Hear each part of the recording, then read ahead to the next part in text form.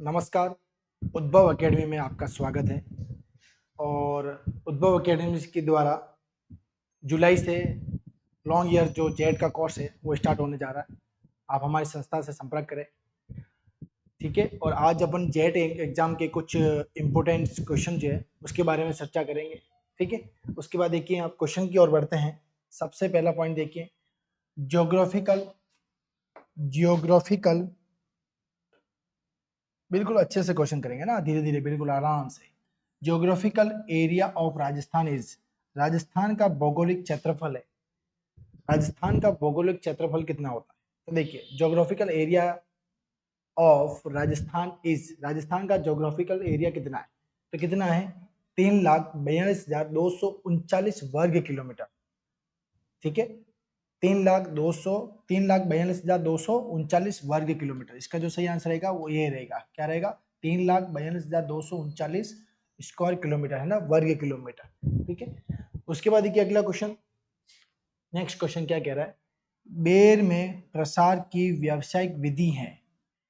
Commercial method of propagation इन बेर is, बेर के अंदर कौन सा कॉमर्शियल प्रोपगेशन मेथड यूज करते हैं, है ना? प्रवर्धन की कौन सी व्यावसायिक विधि है बेर के अंदर?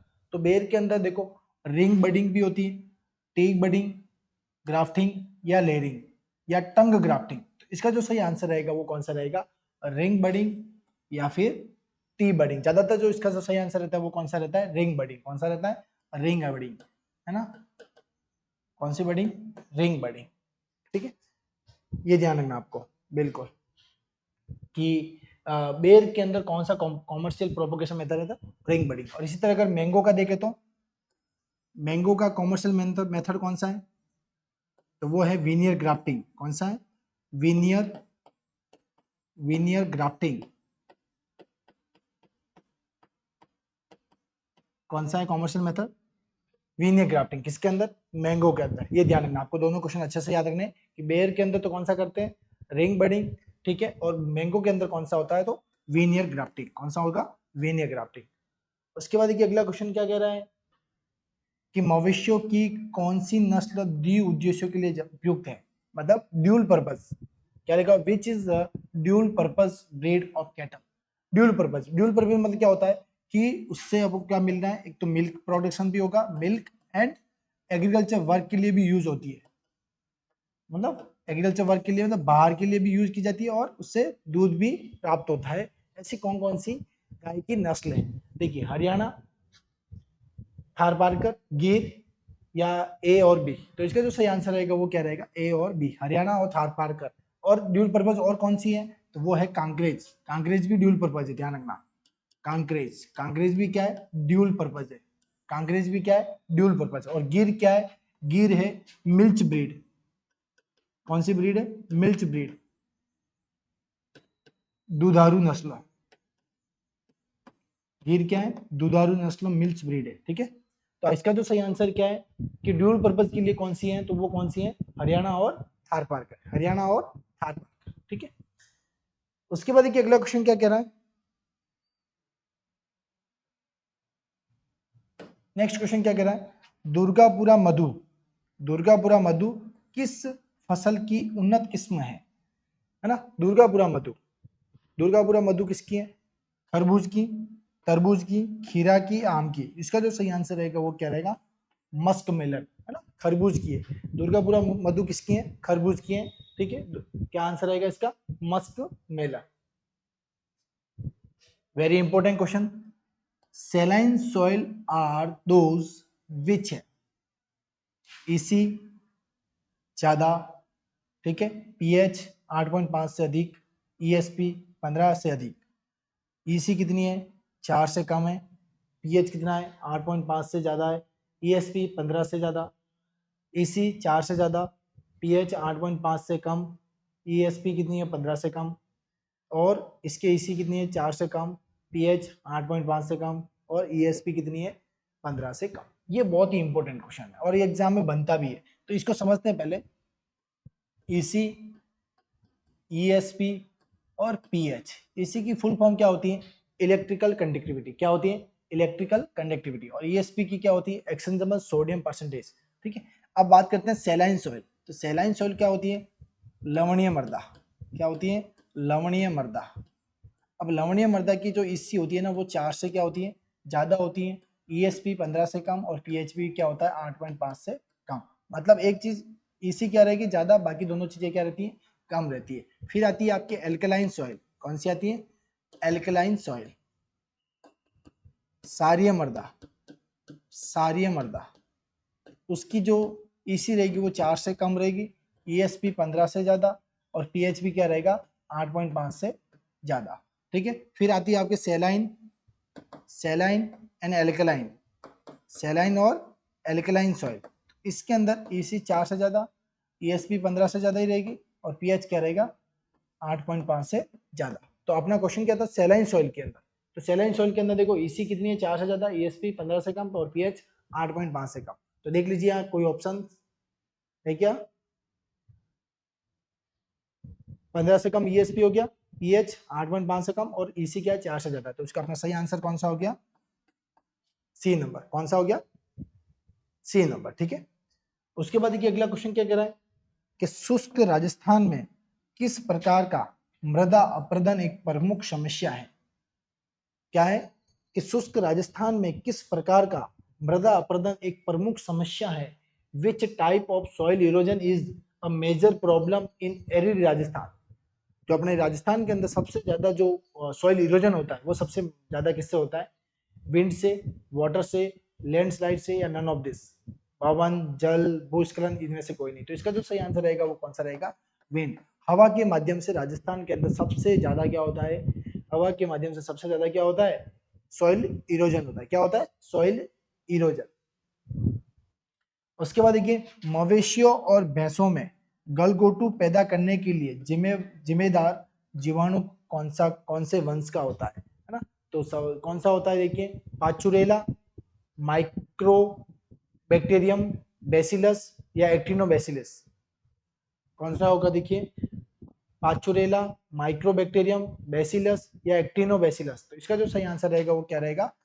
पाचुरेला। क्या रहेगा? पाचुरेला। अब इसको देखिए गाय के अंदर तो कौन सा होता है? पाचुरेला। पाचुरेला,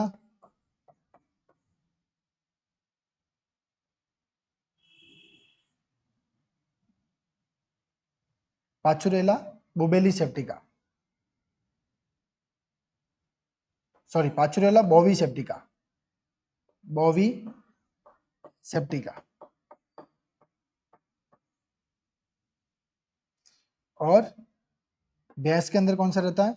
पाचुरेला बोवी सेप्टिका तो किसका हो गया? गाय का। और भैंस के अंदर कौन सा होता है? पाचुरेला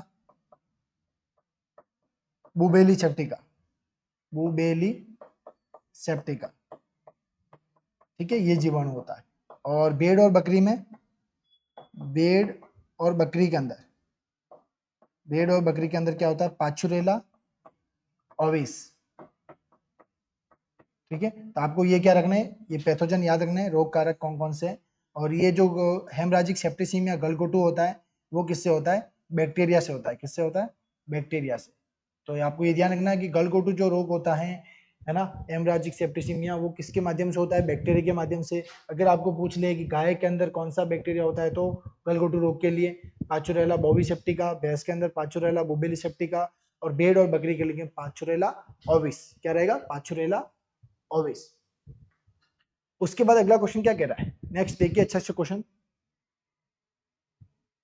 नेक्स्ट क्वेश्चन क्या कह रहा है कि the optimum seed rate rainy season okra is, है ना, भिंडी की रेनी सीजन के अंदर सीड रेट क्या रहती है? तो उसके अंदर क्या रहेगी इसकी? 10 से 12 की। क्या रहती है? 10 से 12। क्या रहती है? 10 से 12। अगर आपको पूछ लें कि विंटर सीजन के अंदर, विंटर के अंदर सीड रेट क्या रहेगी, तो विंटर के अंदर क्या रहेगी? 18 से 20।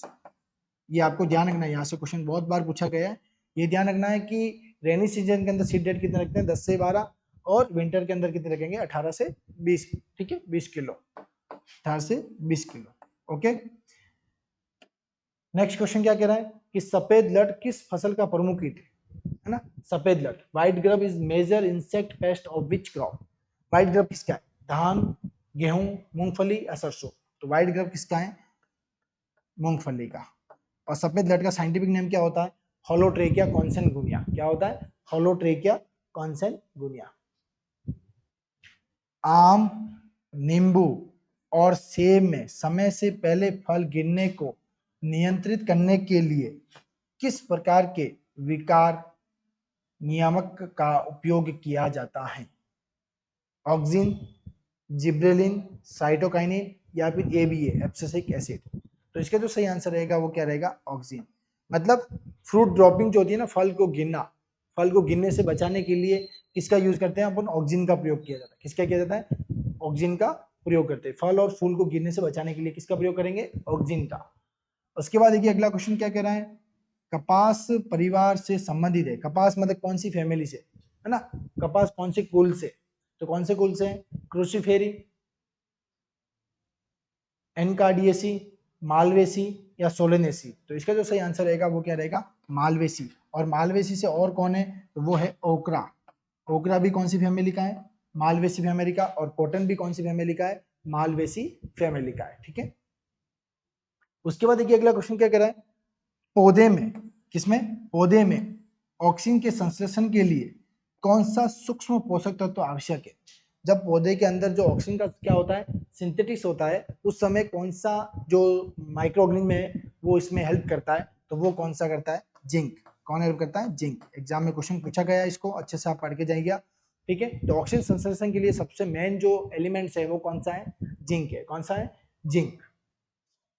अगला क्वेश्चन क्या कर रहा है, लंबी लटकती हुई सींग, रोमन नाक, छोटे चपटे सींग, बड़े थन और बड़े थन किस प्रकार की बकरी की विशेषता है? तो जो रोमन नोज होती है ना, रोमन नोज या जो लंबे लंबे जो कान होते हैं और लंबे जो बाल होते हैं, वो किसकी है विशेषता? वो है जमुनापुरी की। किसकी है? जमुनापुरी की। जमुनापुरी किसकी है? जमुनापुरी। और जमुनापुरी का जो ओरिजिन है वो कहाँ पर है? इसका जो उत्पत्ति स्थान है वो कहाँ पर है? इटावा यूपी। कहाँ पर है? इटावा यूपी के अंदर। ठीक है, ये ध्यान रखना आपको। इसका क्वेश्चन पूछा गया है कि जो रोमन नोज होती है वो किस बकरी की विशेषता है? तो वो किसकी है? जमुनापुरी की। और जमुनापुरी कहाँ की है? इटावा यूपी की। कहाँ पर? इटावा यूपी के। अगला क्वेश्चन क्या कह रहा है, the pH of fresh milk, है ना, जो एक शुद्ध दूध होता है बिल्कुल एकदम, उसकी जो पीएच वैल्यू होती है वो क्या होती है? लाइट एसिडिक होता है। मिल्क क्या होता है? हल्का सा लाइट एसिडिक होता है, जिसकी पीएच वैल्यू कितनी होती है? 6.5 से 6.7। कितनी होती है? 6.5 से 6.7। ठीक है। तो किसकी मिल्क की पीएच वैल्यू कितनी होती है? 6.5 से 6.7। उसके बाद क्वेश्चन क्या कह रहा है, which crop has highest water requirement? किस फसल की सबसे ज्यादा जल मांग होती है ना, सबसे ज्यादा जल की आवश्यकता होती है? पेडी, शुगर कैन, व्हीट और मेज।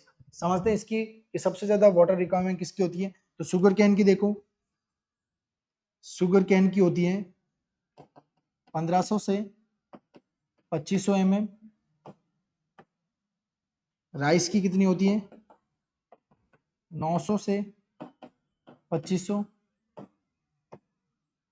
वीट की 450 से 650 mm। मेज की 500 से 800 mm। कॉटन की 700 से 1300 mm। और ग्राउंडनट और पोटैटो की 500 से 700 mm। और बाजरा की 200 से 400 mm। ये आपको वाटर डिमांड याद करनी है, जल मांग याद करनी है, यहाँ से क्वेश्चन पूछा जाता है। ठीक है। तो आपको क्वेश्चन क्या है, सबसे ज्यादा किसकी है? तो सबसे ज्यादा किसकी होती है? शुगर कैन की। किसकी होगी? शुगर कैन की। अगर ऑप्शन में शुगर कैन नहीं होता तो इसका आंसर क्या होता?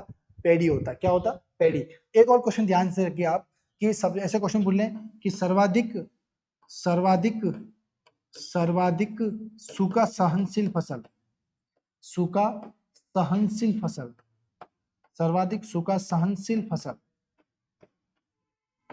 हाईएस्ट ड्रॉट टॉलरेंट क्रॉप, तो वो कौन सी है? बाजरा, परमिलेट।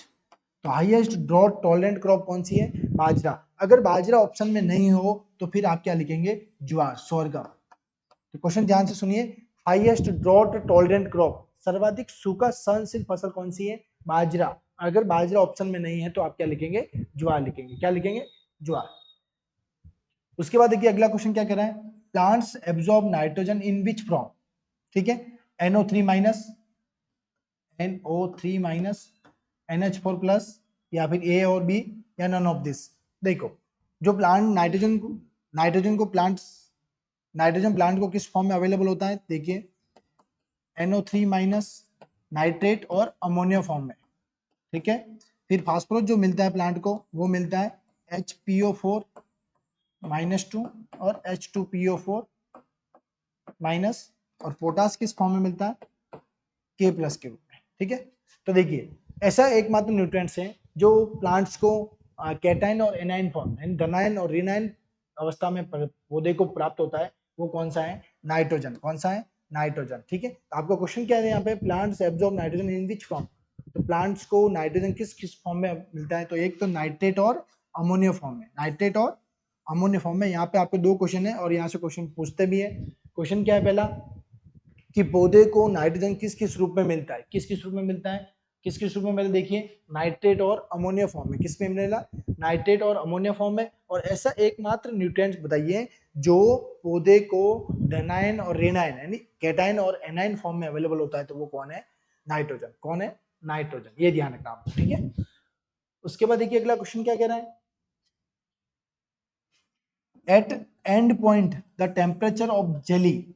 देखो जेली जब बनाते हैं, जेम और जेली, तब उसके समय लास्ट में जो एंड पॉइंट है ना, मतलब कि जेली बन गई है उसका पता करने के लिए अपन टेम्परेचर से मेजर करते हैं। तो उसका जो टेम्परेचर कितना होना चाहिए जेम और जेली का? 100.5 degree Celsius, 105.5 degree Celsius, 110.5 degree Celsius, 115.5 degree Celsius. इसका जो सही आंसर रहेगा वो क्या रहेगा? 105.5 डिग्री सेल्सियस। और सबसे बेस्ट जो जेली तैयार होती है वो होती है अमरूद की। किसकी होती है? अमरूद की। ये बात आपको अच्छे से ध्यान रखनी है। और सबसे बेस्ट जो जैम होता है वो किसका होता है? सेब का, एप्पल का। किसका होगा? एप्पल का होता है। ठीक है, सबसे बेस्ट किसका होता है? सेब का। सबसे अच्छी जेली किसकी होती है? अमरूद की होती है ना। जैम का जो TSS होता है वो कितना होता है? 68%। और जो जेली का जो TSS होता है वो कितना होता है? वो 65%। कितना होता है? 65%। TSS क्या होता है? टोटल सॉल्युबल सब्सटेंस होते हैं। इसको किससे मेजर करते हैं? तो इसको करते हैं रेफ्रेक्टोमीटर से। किससे करते हैं? रेफ्रेक्टोमीटर। रेफ्रेक्टोमीटर से। किससे करते हैं? रेफ्रेक्टोमीटर से। किससे मेजर करते हैं? रेफ्रेक्टोमीटर। और जेली के अंदर जो पेक्टिन टेस्ट किया जाता है वो पेक्टिन टेस्ट किसे करते हैं? पेक्टिन का मापन किसे करते हैं? पेक्टिन। पेक्टिन का जो मापन करते हैं, पेक्टिन टेस्ट किससे करते हैं? तो वो करते हैं जेली मीटर से। किससे करते हैं? जेली मीटर से। समझ में आ गया ना क्वेश्चन कुछ? सबसे बेस्ट जेली किसकी होती है? अमरूद की। उसका TSS कितना होता है? 65। पेक्टिन का मापन किससे करते हैं? जेली मीटर से। ठीक है, सबसे अच्छा जो क्या होता है जैम, वो किसका होता है? सेब का होता है, एप्पल का। TSS कितना होता है? 68%। और सबसे जो इसका TSS का मेजर, जो TSS को मेजर करते हैं वो किससे करते हैं? रेफ्रेक्टोमीटर से। और लास्ट में जो जेम और जेली का जो एंडिंग पॉइंट उसका टेस्टिंग के लिए करते हैं वो टेम्परेचर कितना होता है? 105.5 डिग्री सेल्सियस। कितना होता है? 105.5 डिग्री सेल्सियस। ठीक है, उसके बाद देखिए अगला क्वेश्चन क्या कह रहा है, राजस्थान में बेर की छटाई का सबसे अच्छा समय है ना। बेर की जो करते हैं ना, क्या करते हैं? प्रूनिंग करते हैं। उस समय बेस्ट जो टाइम है वो कौन सा है? मध्य मार्च से मध्य अप्रैल, मध्य अप्रैल से मध्य मई, मध्य मई से मध्य जून, मध्य जून से मध्य जुलाई। तो इसका जो सही आंसर रहेगा वो क्या रहेगा? मध्य अप्रैल से मध्य मई, है ना। मध्य अप्रैल मध्य मई के अंदर आप उसकी क्या कर दो? प्रूनिंग कर दो। दूध प्रोटीन कौन सा है? दूध के अंदर कौन सा प्रोटीन होता है? ग्लूटीन, एल्बुमिन, कैसीन, या होर्डिन। ठीक है, तो ये ध्यान रखना कि दूध के अंदर जो प्रोटीन होती है वो कौन सी होती है? दूध में जो प्रोटीन होती है, दूध में प्रोटीन वो होती है कैसीन प्रोटीन। कौन सी प्रोटीन? Casein protein. कौन सी प्रोटीन होगी? Casein protein. तो दूध में कौन सी प्रोटीन होती है? Casein protein. कौन सी प्रोटीन होगी? कैसीन। और कैसीन प्रोटीन के कारण दूध का कलर कैसा होता है? दूध का जो रंग होता है वो कैसा होता है? सफेद होता है। कैसा होता है? व्हाइट होता है, सफेद रंग होता है। ठीक है, दूध का रंग कैसा होता है? सफेद। ठीक है, और अगर अगला क्वेश्चन आपको पूछ ले कि दूध का पीला रंग किसके कारण होता है, तो दूध का पीला जो रंग होता है ना, वो किसके कारण होता है? कैरोटीन के कारण। किसके कारण? कैरोटीन के कारण। दूध का जो पीला रंग होता है वो किसके कारण होता है? कैरोटीन के कारण। और क्वेश्चन पूछ लें कि दूध में कौन सा विटामिन पाया जाता है? दूध में कौन सा विटामिन सर्वाधिक पाया जाता है? कौन सा विटामिन सर्वाधिक पाया जाता है? तो कौन सा विटामिन पाया जाता है सबसे ज्यादा? ए। और कौन सा नहीं पाया जाता? एब्सेंट कौन सा रहता है? कौन सा नहीं पाया जाता? तो वो विटामिन सी। कौन सा नहीं होता है? विटामिन सी नहीं होता है। फिर एक और क्वेश्चन पूछ लें कि दूध में कौन से एलिमेंट्स होते हैं, है ना, कौन से जो न्यूट्रिएंट्स होते हैं वो कौन कौन से होते हैं, सॉरी कौन से एलिमेंट्स, कौन से तत्व होते हैं, तो वो होता है कैल्शियम और फास्फोरस। क्या होता है? कैल्शियम और फास्फोरस। और कौन से नहीं होते, एब्सेंट कौन से होते हैं, तो वो एब्सेंट कौन सा होता है? आयरन। कौन सा नहीं होता है? आयरन।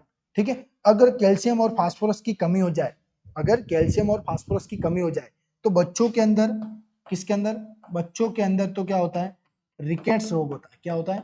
रिकेट्स रोग। क्या रोग होता है? रिकेट्स रोग। ठीक है, अगर कैल्शियम और फास्फोरस की कमी हो जाए और वयस्क एडल्ट के अंदर, वयस्क के अंदर क्या होता है? ऑस्टोमलेशिया। क्या होता है? ऑस्टोमलेशिया रोग हो जाता है। कौन सा रोग हो जाता है? ऑस्टोमलेशिया रोग हो जाता है। ठीक है, तो समझ में आ गया आपको क्या क्या बताया मैंने कि दूध में कौन सी प्रोटीन होती है? कैसीन प्रोटीन होती है। दूध में कौन सी प्रोटीन होती है? तो कैसीन प्रोटीन। दूध का जो रंग होता है वो कैसा होता है? सफेद होता है। दूध का जो पीला रंग होता है वो किसके कारण होता है? कैरोटीन के कारण होता है। दूध में कौन सा विटामिन प्रेजेंट रहता है? तो वो विटामिन ए रहता है। कौन सा नहीं रहता है? तो विटामिन सी नहीं होता है। कौन सा एलिमेंट तत्व होता है? तो वो कौन सा होता है? कैल्शियम और फास्फोरस होता है। कौन सा नहीं होता है? तो वो आयरन नहीं होता है। अब कैल्शियम और फास्फोरस की अगर कमी हो जाए तो बच्चों के अंदर कौन सा रोग होता है? रिकेट्स होता है। और बड़ों के अंदर कौन सा होता है? तो ऑस्टोमलेशिया होता है। ठीक है, देख लीजिए आप पूरा एक। बढ़े आगे। नेक्स्ट क्या लिखा हुआ है? For applying 92 kg of nitrogen how much urea would one, है ना, 1 हेक्टर, 1 हेक्टर। ये ध्यान से समझिए। देखो, आपको ये फॉर्मूला ध्यान रखना है। इसको कैसे सॉल्व करेंगे? 1 हेक्टर बोला, कितने हेक्टर? क्या बोल रहा है? 92 kg यूरिया। कितना? 92 kg नाइट्रोजन देनी है।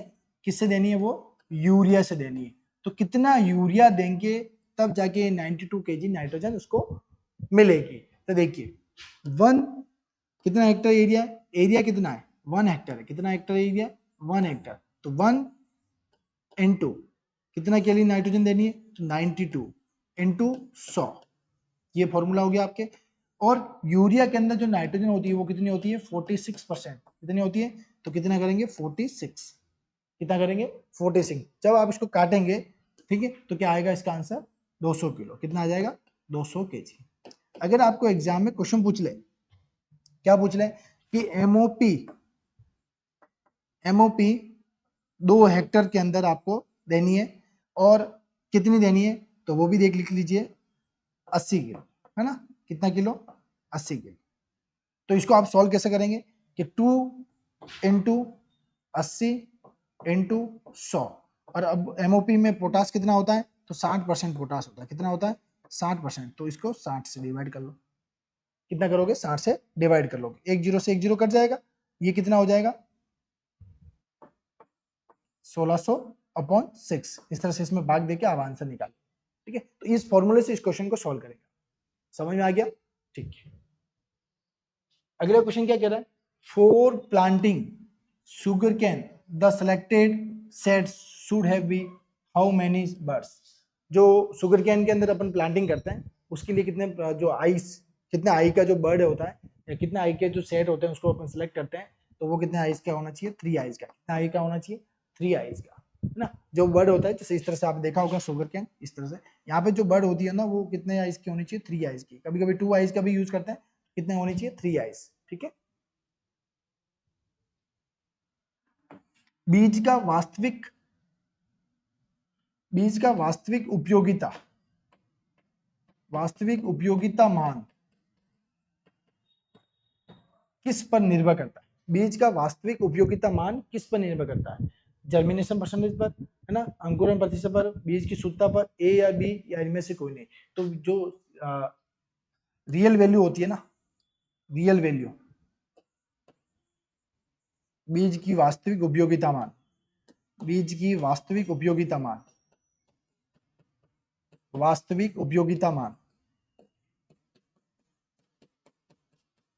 तो उसका जो फॉर्मूला होता है वो क्या होता है, GP germination percentage into PP POT percent upon 100। तो देखो इसमें जर्मिनेशन परसेंटेज और पीओटी परसेंट दोनों को इंक्लूड किया जाएगा, तो इसका जो सही आंसर रहेगा वो क्या रहेगा, ए और बी। क्या रहेगा, ए और बी। ठीक है, तो उसके बाद देखिए अगला क्वेश्चन क्या कह रहा है कि वह फसल जो तेल और रेशा दोनों देती है ना, ऐसी कौन सी फसल है जिससे तेल और रेशा दोनों प्राप्त होता है। देखिए तारामीरा, लाइन सीड, अलसी, मसूर और मूंगफली। तो इसका जो सही आंसर रहेगा वो क्या रहेगा, अलसी। ठीक है, क्या रहेगा, अलसी। अलसी से क्या मिलती है, तेल और रेशा दोनों प्राप्त होता है। अलसी से क्या होता है, तेल और रेशा दोनों प्राप्त होता है। उसके बाद देखिए अगला क्वेश्चन क्या कह रहा है, CRI अवस्था किस फसल से संबंधित है। तो पहले ये समझिए CRI क्या है। CRI क्या है, क्रिटिकल स्टेज है। क्या है,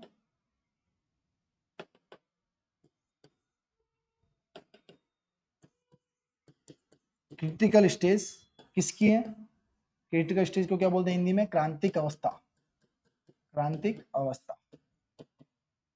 तो किसकी क्रिटिकल स्टेज है, ये है वीट की, गेहूं की, गेहूं की क्रिटिकल स्टेज है। अब गेहूं में कौन कौन सी क्रिटिकल स्टेज होती है, तो सी, टी, जे, ई, एम और डी। आपको ये सीक्वेंस याद रखनी है। सी का मतलब क्या होता है, CRI। CRI का मतलब क्या होता है, शीर्ष जड़ फुटान, ground root initiation, ground root initiation, है ना।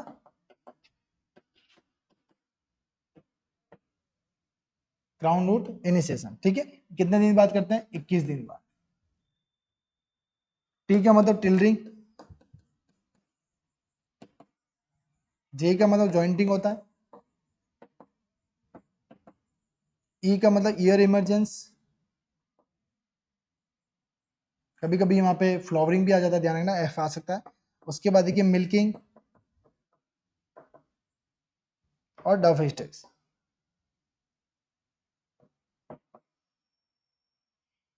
तो सीआरआई की जो है, सीआरआई वो किससे संबंधित है, पहले तो ये ध्यान रखिए किससे है, वो गेहूं से। किससे है, गेहूं से। तो सीआरआई अवस्था किस फसल से संबंधित है, तो वो किससे है, गेहूं से। दूसरा क्वेश्चन आपको एग्जाम में क्या पूछ सकता है कि सीआरआई की फुल फॉर्म क्या होती है, तो क्राउन रूट इनिशिएशन, है ना, शीर्ष जड़ फुटान। क्या होती है, शीर्ष जड़ फुटान। ठीक है, शीर्ष जड़ फुटान। फिर तीसरा क्वेश्चन पूछे, फुटान, है ना, शीर्ष जड़ फुटान। तीसरा क्वेश्चन पूछे कि सीआरआई स्टेज है वो कितने दिन बाद फर्स्ट इरिगेशन करते हैं, तो वो कितने दिन बाद करते हैं, 21 दिन बाद। ये आपको अच्छे से याद रखना है। यहाँ 3 क्वेश्चन बन सकते हैं। पहला क्वेश्चन कि गेहूं की जो क्रिटिकल स्टेज फर्स्ट कौन सी है, तो वो सीआरआई। सीआरआई की full form ground root initiation, और कितने दिन बाद करते हैं, तो 21 दिन बाद, शीर्ष जड़ फुटान। ये समझ में आ गया आपको। उसके बाद अगला क्वेश्चन बढ़ते हैं नेक्स्ट। नेक्स्ट क्वेश्चन क्या कह रहा है, कौन सा द्वितीयक उदाहरण नहीं है, मतलब कौन सा द्वितीयक भू परिष्करण का उदाहरण नहीं है। कौन सा द्वितीयक भू परिष्करण का, है ना, द्वितीयक टिलेज। तो द्वितीयक टिलेज का जो उदाहरण नहीं है, कौन सा नहीं है, गहरी जुताई, हैरोइंग, बुआई या इनमें से कोई नहीं। तो ये समझते पहले, देखो सोइंग से पहले, सोइंग यानी बुआई से पहले, बुआई से पहले जो भी प्रोसेस होती है वो कौन सा होता है, प्राइमरी टिलेज, है ना, प्राथमिक भू परिष्करण। और सोइंग के बाद जो भी प्रोसेस होती है वो कौन सी होती है, सेकेंडरी टिलेज, द्वितीयक भू परिष्करण। ठीक है, तो प्राथमिक भू परिष्करण किसको बोलते हैं कि बुआई से पहले जो भी प्रक्रिया की जाती है उसको क्या बोलेंगे, primary tillage. And secondary tillage किसको बोलते हैं, जो सोइंग के बाद जो भी प्रोसेस करते हैं उसको क्या बोलेंगे, सेकेंडरी टिलेज बोलते हैं। तो देखो डीप फ्लोइंग कब करते हैं अपन, बुआई से पहले करते हैं, तो ये आपके सेकेंडरी टिलेज नहीं होगा। तो इसका जो सही आंसर रहेगा वो क्या रहेगा, डीप फ्लोइंग। क्या रहेगा, डीप फ्लोइंग।